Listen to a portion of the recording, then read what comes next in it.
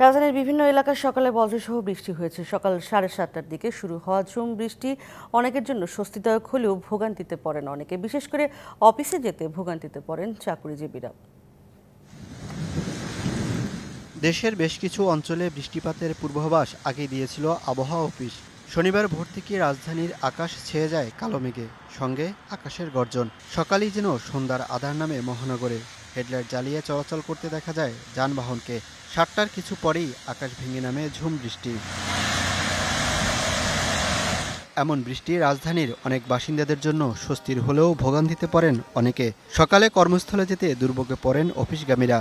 এমনি তো গরম পড়তেছে, সেই অনুযায়ী এখন যদি একটু বৃষ্টি বাদলা হয় তাহলে এটা ভালো বলতে গেলে। এখন তো একটু প্রবলেমে পড়ে গেছি, এখন তো এই যে এখানে একটু ই করতেছি, বৃষ্টির জন্য দাঁড়াইছি।